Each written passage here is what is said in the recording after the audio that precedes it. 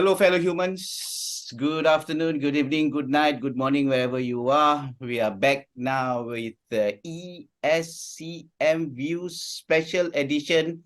Potong-potong markah. What the hell? What's happening with us? Yeah. So, all right. It's been a while. It's been a while since we haven't started our ESCM view since the start of the season for one reason or another. However, with the current development, I think it's about time we restarted our recordings. In the house, we have Richard Wee, famously known as Rick Wee. How are you, Richard? How are you? Not too bad. Richard, Thank so you very official much. lah, panggil you Rick lah. Okay. Yeah. And we have Uncle Brandon. Brandon, how are you, Brandon? I'm fine. Yeah, okay, good. Good. All right. Like I said, it's been a while. So just to give a background on who's on the show tonight. So Rick, lifelong supporter of Everton, our second ESCM president, and Brandon, also a lifelong supporter. He is our first official ESCM president. And for me, I'm the SWAY president number 4. So, so, so we have presidents all around us tonight. And it's week 14 in terms of matches. So we are about to be halfway through the season. And since this is a special edition, we are going to talk about the infamous 10 points deduction. So I'm going to start the question to Brandon and then followed by Rick. One word, Brandon and Rick, one word to describe the 10 points deduction and why that word. Brandon first. Everton, Anvi, but that one's 3 words, so cannot use. So, yeah, actually horrified. Horrified. Because I read, yeah. Horrified. Why? Because Why horrified? Because I thought that looking at what the team had done in Everton was they complied, they actually went through the whole process, and I think if there's anything before these precedents or so, it's a fine, probably slap, maybe 3-4 points, but this is 10 points which haven't been seen. All right, and that's very huge. And so it was really very horrifying to hear the thing because it puts us in a very bad position. We were higher than the relegation zone, and straight away you drop into the last place. Really something I was not expecting at all. Okay. Horrifying. Horrified. Horrified. One word to describe it. First things first, Shah and Brendan, thank you so much for having me back here. Yes. Yeah, it's always nice, and I appreciate the effort to try and record this. Some background before I answer the question. To in a way, to me, to be fair to Shah, I was the one who requested for the show. Oh, and yes. As you know, as everyone know, in ESCM especially, I'm very vocal and I talk a lot. But this topic about our 10 points deduction, I'm able to use my daily job, what I do, the expertise that I learned to be able to share some knowledge of what's happening. So I request everybody here, for everyone's view, I was the one who requested Shah, say, can we do this? And I volunteered to speak. And as you know, I rarely speak, even though I was very vocal on the TV and all that, but I try my best to stay behind the scene. And I think there are other more passionate fans than me who could speak about Everton. Yeah. So thank you, Shah, and good to see my brother Brandon, all presidents here.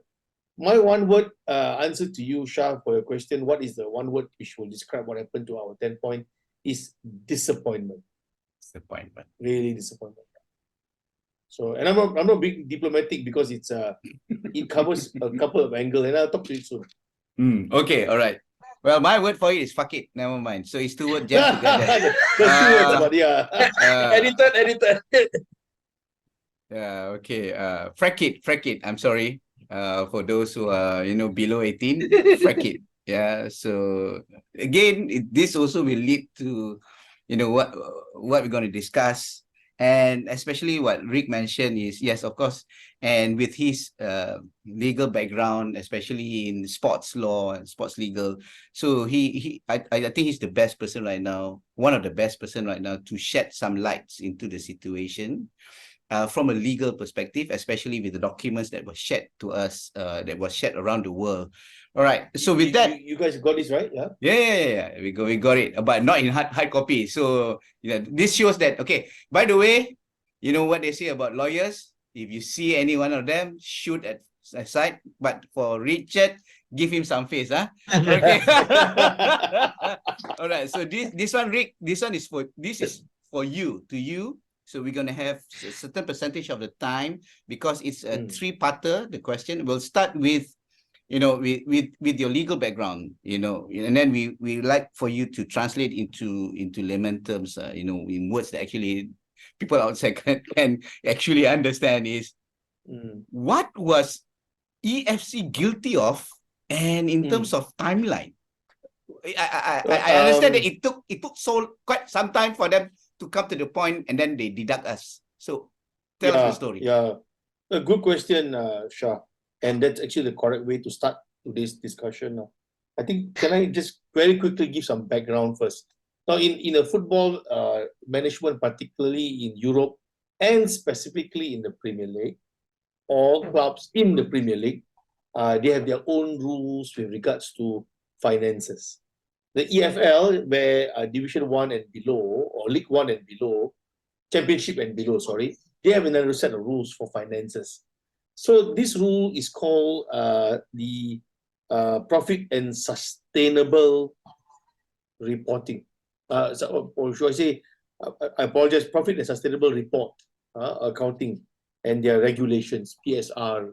So this is different from FFP. Of course, FFP is a bigger umbrella. FFP is a financial fair play. And the reason for financial fair play, the irony was to stop the big club spending their way until the poor clubs cannot reach them, or to stop one person coming in to buy a club, like what happened to West Ham about 20 years ago, and then that owner from Iceland disappeared. Or what happened to Birmingham a few years ago, 20 years ago, they had a Hong Kong owner and whatnot. And even the Portsmouth, the owner came in, spent, and then the club, as you know, went into administration. Now I think Reading is next, same problem. So that is FFP, to make sure clubs don't overspend. But in particular, the rules talk about PSR, which is the profitability and sustainability. The key is you must spend what you earn. Now, on a slight background, Shah, why I say I'm disappointed, because for many, many years since Moshiri took over Everton, and those who follow me on Twitter, now known as X, will know that I've been very vocal against the owner, even though initially we were all delighted to finally have a billionaire owner. Now, one of the reasons why I was quite vocal against the owners and also the board, including the late Mr. Bill Campbell, who, of course, most of us I would like to express my condolences to the family for his departure, and we all respect him for his love for the club. But the fact was, he was part of the board of directors, and we don't know what really happened inside there. We can only see the result. So we don't. He could be the hero in there. We don't know. But the result is this: we didn't earn enough money. The key to FFP is revenue. We need to bring in money. Revenue can be earned in many, many ways. In fact, Man City and Chelsea are having that problem. There's a questionable mark on their revenue. So like Chelsea, for example, they buy lots of young players and they loan out players. Conor Gallagher, we even loaned one of their defenders a few years ago. But these players are all innocent. They're just part of the scheme. So when these players come into Chelsea, loan out, Chelsea earn fees, revenue from the loan. Example, this is just an example. So it's not just about branding, sponsorship. There are many other ways to earn money. So I understand that Man City and Chelsea, I'm not privy to the full detail of PR case, has something to do with this revenue issue. Okay, so that is we are dealing with the PSR, FFP, and particularly the fact that Everton doesn't have very high revenue. So with that background, Shah and Brendan, we come now, we travel to the year 2019, where Everton finally announced that we are going to build a brand new stadium at the highly famous, legendary docks and the waterfront of Liverpool. And those of you who have visited the city of Liverpool will know that the waterfront is the heartbeat of the city. It is actually the identity of the city. It's a beautiful dock. You know, I love the docks. So we're finally going to build a stadium, even though there was another land inwards, a bit further away from the city, but still within the city. But Mr. Farhad Moshiri decided to choose this land. Now, I must now go on record to say that we thank him. I think most of us thank him deeply for doing this for the club. He may have his reasons, economic reasons, we don't know. And I guess it's also, to be fair to us, to him, it's none of our business for now. But thank you. Thank you for doing this for Everton. And then when we did that, Shah, we had to buy a piece of land. And that was the beginning of our problem. Because we were not earning a lot of money, but we were spending money. And then after this, I'll go in more detail. If you read the decision of the commission, which found us guilty, you should see the submissions of Everton. We tried to explain why we are in. And it was very evident that we were not trying to hide money, we were not trying to fake anything, we were not trying to boost up our accounts.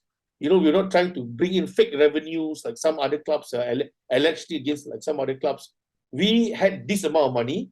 We had someone putting in more money called Mr. Moshiri, and we were buying a new stadium. But didn't we have a plan behind the stadium, Rick? Yes, that means yes. In the end, is one of the ways to generate revenue is having fans come in, right? So the stadium would have more fans, right? Correct. So the end game, once we have the stadium, we'll be all right because we have revenue. Like what happened to the Emirates and Arsenal and of course Spurs Stadium. Those two clubs, they suffered terribly when they were building the stadium. But look at them now. The stadium is able to churn money. Now, so that is the background. Before I go into detail, Shah, all yours, Shah. Okay, so just to recap, we were very open. Basically, we were very open with our accounts. There were no fake numbers, no nothing. So we admitted to some of the things, but the admission is that we spend more than what we earn, but we spend for a reason. And which is but there were reasons behind it, Shah. You're spot on. Yep. I'm like, to be fair, I think Brendan want to speak. Sorry, Brendan. But to be fair, we didn't admit that we were wrong. Yeah. We had to go. We just gave the points. Yeah, but you see, Brendan, the reason why we had to go to the Premier League was because in 2020 and 21, the stadiums were closed. COVID came in. Our revenue collapsed. Collapsed. So we were already not earning a lot of money. Right. Then that two incidents made it worse. So then we knew that, oh, shite. Okay. Now we are in a situation where we're spending more than what we earn. So they went to the Premier League. You see the season. So sometimes I hear people say that, we did breach, so we accept. No.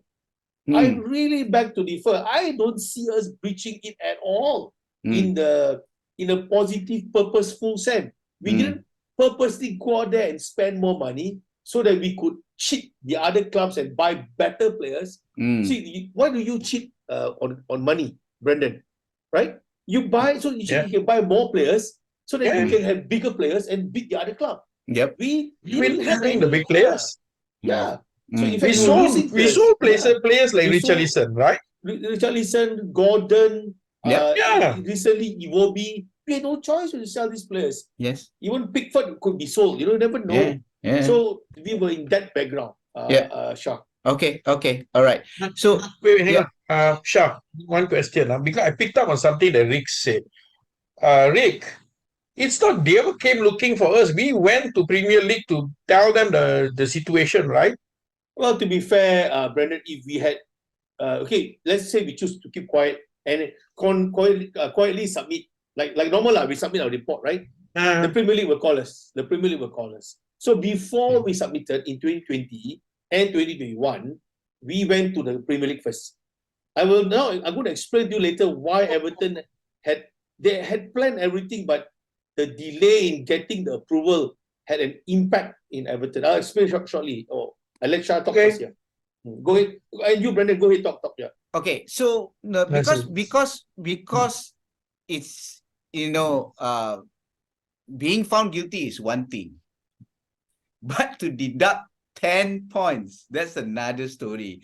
So the question is, we are not the first club, to have our points deducted, But the thing is, what is the significance of us, being deducted 10 points and within this season, even though the case is like a few years ago, a build-up of it, is there anything similar with regards to this case happen maybe a few years ago with any other clubs? Richard?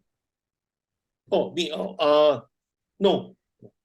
We are the first to suffer. Of course, there are clubs whose points got deducted, but for some other reasons. The closest one we have was for Portsmouth. They were deducted, I think, 9 points for going into administration. But it was slightly different, and of course, they were deducted when they got relegated. And but the errors were made when they were in Premier League. But we are different. We were being regulated on PCR, the profit and PSR, and they felt that we overspent by 19 million, 19 juta ringgit over 3 years. Over 3 years, Over 3 years. Over 3 years. Now, some background, Shah. This is why I'll raise about it. I think, to be fair, Brandon should speak some lah. He's so very passionate about this. See what happened, Shah, is this. When we were building the stadium, now those of you who are listening to us now who are accountants, please correct me if I'm wrong, because this is what I read and I agree to understand.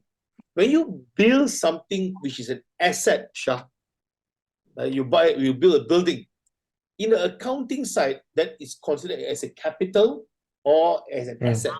Okay. So when Everton was building the stadium, they had to wait for approval. And they had to go through a long process because it's a historical land. And in England, when the land is declared historical land, and as you know, Liverpool was even a I think the European UNICEF city or something like that. They had a special status, the historical status. So Everton had to go through lots of approval. Very similar to our abandoned project about 15 years ago, Project Kirby, where we nearly built a stadium with Tasco, you remember? Same thing, we went through it. That one failed because the local authority refused to give us approval. So when you're spending money on the approval, Brendan Shah, we can't declare it as capital. We can't declare it as part of our asset. So it was an expenditure. So then it made it worse. In fact, that is the one. That is the triggering point. Then there were certain interests on our bank loans that we were paying. And in 2021, when we asked the Premier League, this interest for this bank loan, can we declare it as asset as compared to asset? It's like capital expenditure as compared to expenses, So if I spend capital expenditure, like say I pay every month for the house, I get the house. But if I pay every month for teh tarik, I get nothing back. So the Premier League in 2021 for that account say, yeah, sure, can, no problem.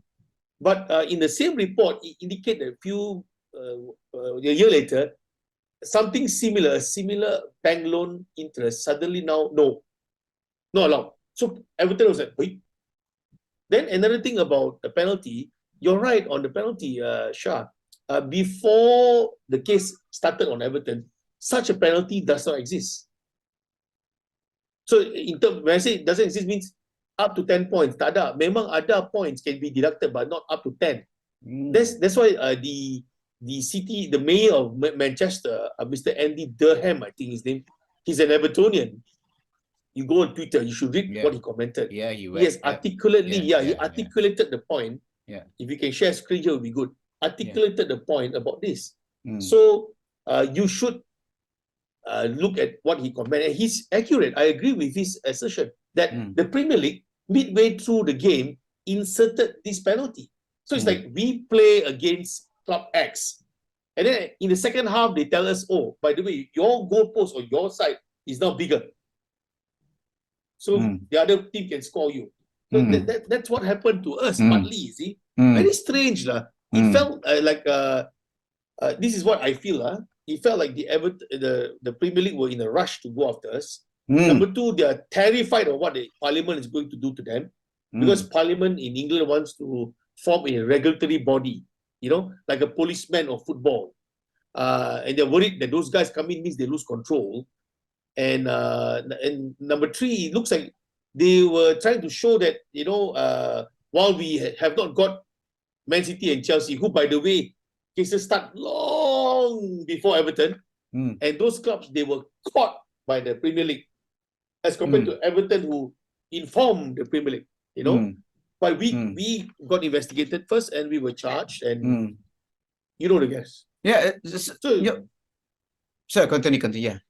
No, very strange, very strange. Yeah. So sorry, Shah. yeah, because you mentioned Man City and then you're talking about Chelsea. So my third question is, you know, because everyone else is now looking at our case, and so what's going to happen to Chelsea and Man City, or why isn't anything happening with them, or actually what's happening? So what's the difference or the similarities of our case and with their cases? Richard. Before we answer that, Shah, the thing is this: if let's say even if half of their charges are found to have violated the FFP, right? There's 500 points, you know, if you take from ours. No, that's 50 times 10 is 500. Just imagine what you're telling me. Yeah, that's why I want to ask Richard: is it an apple to apple or orange to orange kind of case, or is that slightly different? I must confess that I don't have the access to the full charges against both clubs. So I think at the moment that access is limited to specific people. Maybe, of course, the clubs, the owners, maybe certain journalists may have it. But knowing in England, if the journalists have it, it'll be all over the news by now. But so I haven't really seen the details, Shah. But what I understand, reading from certain newspapers or news reports, which I feel are more credible, suggest that they are pertaining to the revenue and expenditure of the club. So I don't think it can be compared to us that if we are guilty of 19 million expenditure extra, and Man City, for example, let's say they overspend by say 200 million. I don't think they will be charged for 300 points or something like that. I don't think it works that way. But to be fair, that's the frustration in me coming out. But to be fair, if they are guilty like us, which I of course vehemently disagree that we are guilty, call me passionate or hate-hearted, but as the Evertonian in me refuse to give in. If I'm the lawyers for this case, I will fight this till the very, very end, you know. But I think the Man City and the Chelsea cases are very different in terms of the irregularities involved. So not fair to compare. Not fair. But Rick, even so, if I'm not mistaken, we've had so they've already charged us because they've gone through the investigation and whatever things, and talked to our lawyers. But have Chelsea and the other club actually had anything heard on their Not cases? it's coming up. Just a few days ago, I read that Man City lawyers have agreed to a date for hearing. So they are fixing a date against Man City already. But one of the points you said earlier was this is happening years before us, and then now only after we getting it, then they are starting to say yes to stuff. Well, when I say years before, that means it's not like they were caught in 2018 and nothing happened. It's been years of irregularities, and I think the Premier League already suspected something was wrong with Man City's finance and Chelsea's finance even before COVID. To be fair, but their case, what I again understand is that, and I'm not defending the Premier League, by the way. I'm just we are Evertonians. We are fair people. We are not emotional. We don't go around hurting people. Hurting 39 people. We don't do that kind of stuff. Yes. But what we do is what I would like to be being rational and non-emotional is to be fair to the Premier League on one point, that they are investigating those guys, and the investigation is very voluminous, and it takes time to prepare a case. So ours was a lot more straightforward because we volunteered the information. So that's why we were very fast. But it's typical of Everton, isn't it? We are either very naive or very good or very innocent, and we can lah. Yeah, I guess it's likened to macam a pencuri goes into a supermarket and buy curi a tin susu worth 20 ringgit and immediately within 1 week masuk jail, and then somebody somewhere in the, I'm not going to say government, but somewhere out there pergi curi ratus-ratus juta. It'll take them some time lah. Is it similar, something like that? The big difference here is the huge difference is that we didn't steal anything lah. Yeah, I'm just saying lah. Yeah, I'm just example only. In fact, we are not even a thief. We are basically a group of people living together in an apartment, and we went to the joint management board and told them that look, my apartment had overspent money on water. So and this is what happened because I'm changing the pipe, I'm putting a new pipe, and so I end up spending more than Brendan's unit. So, but under the JMB ruling, the Joint Management Board ruling, each house can only spend 104 pounds in 3 years. So we spend 135 pounds in 3 years. So we are being penalized for that. And by penalizing that, they take away 10 floors. So we can only take the lift up to level 10. Anything above that, we can't. So I like the analogy. That's a good I like the way you put it. It was damn good, man. Yeah. It puts it in a perspective that, correct. I mean, anybody else can understand the thing, but it's true. True. Thank you. That's very nice. Yeah, I was trying to put it into an analogy that people can understand. I can put it in a different analogy, sure, but it will require some vulgarities. And no, don't even go there. Don't go there. Too early in the night to go there. All right. So we're gonna take a break for a while and we'll come back after this. All right.